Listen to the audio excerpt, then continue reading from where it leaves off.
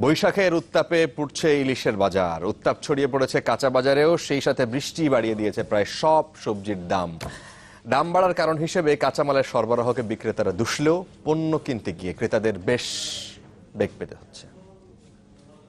আগে বিক্রি করতাম 1800 থেকে 2000 টাকা, এখন চোরা বিক্রি করতেছি 2500 টাকা, আর 1 কেজির ডাব 2200-2300 টাকা, 2500 টাকা কেজি 1 কেজির ডাব, আর 1.5 কেজির ডাব 3000 টাকা কেজি, আর একটু ছোট যেটি এটা চোরা বিক্রি করতেছি 2000 টাকা 1800 টাকা। ওজন ভেদে ইলিশ মাছের দামের এই রকম ফের এক প্রকার সাধারণ দৃশ্য পহেলা বৈশাখের আগে। দাম বাড়ার তালিকায় প্রায় সব মাছ, প্রকার ভেদে 200 থেকে 850 টাকা গুনতে হচ্ছে ক্রেতাদের। মিশালি মাছ 300 টাকা কেজি, আইন মাছ আছে 800 টাকা কেজি, ভাত হয়েছে 600 টাকা, ভাষা মাছ হয়েছে 500 টাকা কেজি, বাইক মাছ 600 টাকা কেজি। টাটকিনি ব্যস্ত আছি স্যার, এটা অরিজিনাল নদীরটা, এটা ব্যস্ত আছে আপনার 400 টাকা 450 টাকা। কাঁচা বাজারেও নেই স্বস্তির খবর। বৃষ্টির কারণে ব্যাহত হচ্ছে সরবরাহ, তাই প্রায় সব সবজির দাম চড়া, এতে বিপাকে ক্রেতারা।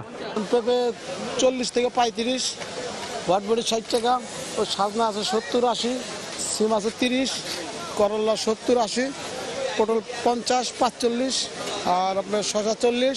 দাম তো আগের তুলনায় একটু বেশি, কি বৃষ্টির কারণে নাকি রবি শস্য শেষ হয়ে যাওয়ার কারণে কিছু বুঝতে পারতেছি না। আমাদের একটা নতুন শুভবর্ষের অনুযায়ী আমাদের অনেকের কালচার আছে যে আমরা বাড়িতে একটু সবজিগুলো পাচন বলে যেটাকে, সেটা করি, সেজন্য বাজারে হয়তো ডিমান্ডও একটু বেশি।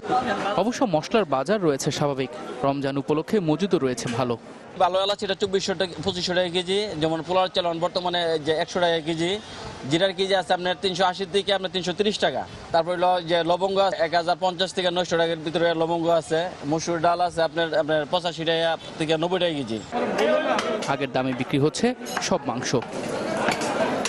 ইফতেখার আলম, চ্যানেল 24, ঢাকা।